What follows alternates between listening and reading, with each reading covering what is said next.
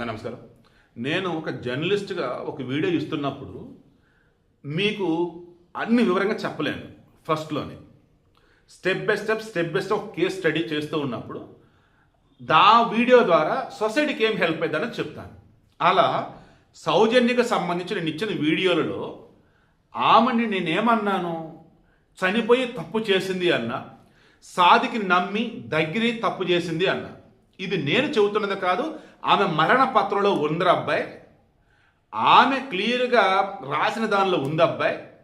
పోలీసుల విచారణలో తెలిసిందన్నా కానీ లేదు మీరు అది ఇది అని ఏదేదో కామెంట్లు పెట్టారు. కొంచెం అన్న ఆలోచించండి. ఎథిక్స్ నేను ఫాలో అయ్యాను, ఓకేనా? ఏ చిన్న పొరపాటు జరిగినా నా క్రెడిబిలిటీ పోతుంది. సో ఇక్కడ నేను సౌజన్యాన్ని ముందు పెట్టి ఏం చేశాను, మిగతా హిందూ అమ్మాయిలు కానీ మిగతా మతస్థులు నాన్ ముస్లింలు అన్న వాళ్ళు ఎవరైతే ఉన్నారో ముస్లింల జోలికి వెళ్ళొద్దు అన్నట్టు, ఒకవేళ వెళ్ళినా ఎంతవరకు ఉండాలి అంతవరకు ఉండండి అన్న. అది కూడా ఎందుకని ముస్లిమ్స్ ఇక్కడ లవ్ జిహాద్ అని చెప్పేసి ఒక భయంకరమైనటువంటి ఒక డార్క్ మాఫియా నడుస్తూ ఉంది. ఇక్కడ ఇతని విషయంలో కూడా అదే ప్రూవ్ అయింది. ఈమె యొక్క మరణ పత్రం 5 పేజీలు వెనకాల అటాచ్ చేసేది చూడండి. ఓకే, వీడు ఆమెకి ఎలా దగ్గర అయ్యాడు అన్నప్పుడు ఆమె రివీల్ చేయాల. బట్ నాకు వేరే తెలిసినటువంటి ఒక సైకాలజిస్ట్ చెప్పున్నారు, వేరే తెలిసిన ఎక్స్పర్ట్స్ చెప్పున్నారు, వీళ్ళు కొంతమంది ముస్లిం కుర్రవాళ్ళు ఈ లవ్ జిహాదీ ట్రాప్లోకి పడాలని అనుకున్నటువంటి ఆడవాళ్ళని వీరి దగ్గర ఒక రకమైన ఫ్రాగ్రెన్స్ సెంట్ ఆర్ అత్తరు ఏదో ఆ స్మెల్ ఎదుటి వాళ్ళని అట్రాక్ట్ చేసిద్దట. దానికి తోడు తీయని మాటలతో వాళ్ళకి దగ్గర అవుతారట. అలా వీళ్ళ కొడుకు రేయాన్స్ సంబంధించి కార్తికేయ రెడ్డి అనుకున్నా, బట్ ముద్దు పేరు రేయాన్స్ అనుకుంటా, ఆ పిల్లోడికి సంబంధించి అద్భుతంగా పెర్ఫామ్ చేస్తున్నాడు అన్నట్టు అలా ఈమెకి దగ్గర అయ్యాడు. ఆ సమయంలో నిన్నో మొన్న వీడియోలో నేను చెప్పాను, ఆమె భర్తకి ఈమెకి అంత సాన్నిహిత్యం లేదట, దానివల్ల కూడా ఇబ్బంది అట అని చెప్పేసి. ఆ సమయంలో ఒంటరిగా ఉండటం వల్ల ఇతనికి దగ్గర అవ్వాల్సి వచ్చింది అన్న. సో భర్త ప్రేమించి పెళ్లి చేసుకొని ఇవ్వాల్సిన బెస్ట్ ఇవ్వకపోవటం, వాళ్ళిద్దరి మధ్య డిస్టర్బెన్సెస్, కొడుకు గొప్పగా ఎదగాలి, నా లైఫ్ ఎలా అయిపోయింది, కొడుకు లైఫ్ అలా అవ్వకూడదని చెప్పేసి ఏమో అనుకోవటం. అలా అనుకున్న మూమెంట్లోనే ఆల్రెడీ స్విమ్మింగ్లో టాపర్ అంట కుర్రోడు. బట్ అగైన్ ఇంకా అన్నప్పుడు వాళ్ళు చెప్పిన మాటలు విని ఈ రైఫిల్ షూటింగ్ కూడా నేర్పింది. ఆ నేర్పుతున్నప్పుడే వీడు దగ్గరాడు, సాదిగ్గాడు.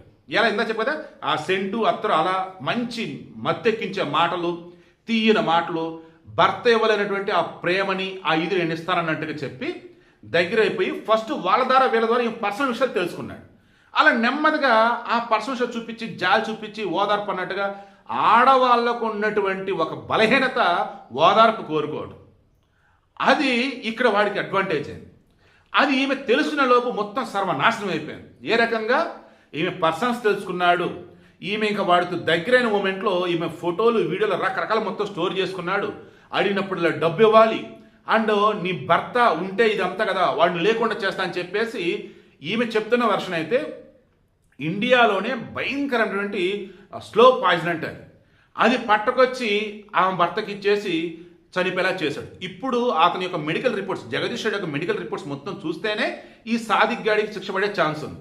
మీన్ వైల్ ఈమె రాసిన మరణ పత్రంలో ఏమేమి మెన్షన్ చేసింది, ఈ కొత్త ఇల్లు ఏదో ఉందట, ఆ లాక్ సాదిక్ దగ్గరే ఉంది, వీళ్ళకి సంబంధించినటువంటి కొన్ని ఫోన్లు, బ్యాంక్ బుక్లు రిమైనింగ్ అని వాడి దగ్గరే ఉన్నాయి, ఇవన్నీ చెప్తున్నారు. అండ్ ఈ ఇందులో మెన్షన్ చేసింది ఏంటిది, వీడు చేసిన అరాచకాలు వాళ్ళ అమ్మకి వాళ్ళ చెల్లికి చెప్పినా సరే వీడు మారకపోగా, వాళ్ళు చెప్పినా వినకపోగా మరలా నన్నే కొడుతూ తిడుతూ వేధించాడు. ఎంతగా అంటే వీడు నా బిడ్డను కూడా కొట్టాడు, నన్ను కొట్టాడు, నరకం చూపించాడు, నన్ను ఇస్లాంలోకి మారముని, మొత్తం ఇస్లాంకి చెందినటువంటిది మొత్తం చదవముని, అల్లానే దేవుడు అంటూ నన్ను ఎంతగా నరకం చూపించాడంటే వాడు ఎవరికైనా వెళ్ళి చెప్దామంటేనా మొత్తం బయట పెడతా, నీ కొడుకుని చంపుతాను బెదిరించాడు.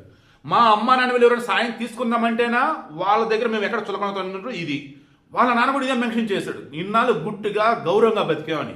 ఈమెదే మెన్షన్ చేసింది, మేము చిన్నప్పటి నుంచి గౌరవంగా బతుకున్నాము, బట్ వీడు వచ్చాక సర్వనాశనం అయిపోయింది, వాడు కొడుతున్నా తిడుతున్నా నవ్వుతూ బతకాల్సి వచ్చింది, చివరికి ఇక బతకలేమురా బాబు అని చెప్పేసి అనుకొని మేము నలుగురం చనిపోవాలని అనుకున్నాము అంటూ మొత్తం రాసుకుంటూ వచ్చింది. అందులో మరలా అని చెప్పింది, దయచేసి అమ్మా నాన్నలు మీ పిల్లల విషయంలో ఓవర్గా ఆలోచించకండి, వాళ్ళకి ఏదేదో నేర్పదని చెప్పేసి కళలకు అనొద్దని చెప్పింది.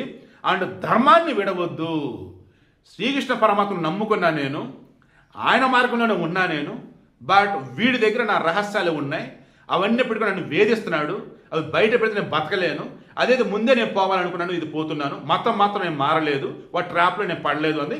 బట్ ఆల్రెడీ ట్రాప్లో చిక్కుకుపోయింది, దానివల్ల చనిపోయాను. సో వీడియో మొత్తం నేను మరలా చెప్తున్నాం. ఆల్రెడీ ఆమె మెన్షన్ చేస్తే నాకు బాగా నచ్చిందండి. మేబీ నా అలాగా ఆలోచించినటువంటి పాపం ఒక ముస్లిం వ్యక్తి ఉన్నాడు, అతను బాగా సాయం చేసి చాలా మంచోడు అని చెప్పింది.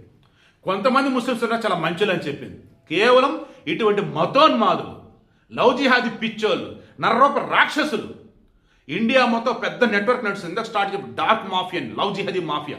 వాళ్ళల్లా ఏంటంటే ఈ ఒంటరిగా ఉన్న ఆడవాళ్ళు కానీ, భర్తతో గొడవలతో ఇబ్బంది పడుతున్న ఆడవాళ్ళు కానీ, కొడుకుల కోసం ఎంత దూరం వెళ్ళే అమ్మలు కానీ వాళ్ళని టార్గెట్ చేస్తారు. మొత్తం వెరిఫై చేసుకొని నెమ్మదిగా దించేస్తారు. చెప్పే కదా, వాళ్ళ దగ్గర వచ్చే ఒక రకమైనటువంటి అత్తర్లు, ఫ్రాగ్రెన్స్ మనకు తెలియకుండా మనకు దగ్గర చేసేస్తాయి, అట్రాక్ట్ చేసేస్తాయి. దీనితో వాళ్ళ మాటలు. సో దయచేసి జాగ్రత్తగా ఉండండి, వాళ్ళ దరిదాపులకు పోకండి. చాలామంది చెప్తున్నది ఏంటంటే ఈ ముస్లిం జిమ్ ట్రైనర్లు, ముస్లిం కోచ్లు ఇటువంటి వాళ్ళ దగ్గర పోదండి. నేను అలా చెప్పలేను. ఒక జర్నలిస్ట్గా నేనేం చెప్తానంటే అన్ని వెరిఫై చేసుకుని కరెక్ట్ అంటే ఓకే, అదర్వైజ్ వాళ్ళ మాట కానీ వాళ్ళ బిహేవియర్ కానీ కొంచెం తేడా ఉన్నా ఆపేయండి, ఇంక అక్కడితో వద్దు. సో అదే నేను చెప్తున్నాను. ఈమె చెప్తున్నది ఏంటి, వాడికి పోలీసుల్లో కూడా చాలామంది తెలుసు, దానివల్ల పోలీసు వాడికి ఫేవర్గా ఉన్నారంటుంది. ఇక్కడ పవన్ కళ్యాణ్ గారు అండ్ కాకినాడ ఎంపీ ఉదయ్ మీకు రిక్వెస్ట్ చేస్తున్నా, పోలీస్ డిపార్ట్మెంట్ రిక్వెస్ట్ చేస్తున్నా, హోంమంత్రి అనిల్ గారిని రిక్వెస్ట్ చేస్తున్నా, చంద్రబాబు నాయుడు గారు రిక్వెస్ట్ చేస్తున్నా, దయచేసి ఇప్పటికైనా సరే తప్పు ఎవడైనా సరే చేస్తే వాడికి సపోర్ట్గా ఉండటమో లేదు వాడికి మనం తెలిసినోడేలారా అని చెప్పేసి వదిలేయటమో పోలీసులు చెయ్యకండి. అవతల బాధితులు ఎవరు, అసలు కేసు ఏంటి, వాళ్ళ బాధ ఏంటి ముందు అది తెలుసుకోండి. ఫ్యామిలీ చనిపోయారంటే పోలీసులకు చెప్పుకోవాలన్నా కానీ వాళ్ళకి ధైర్యం చాలా.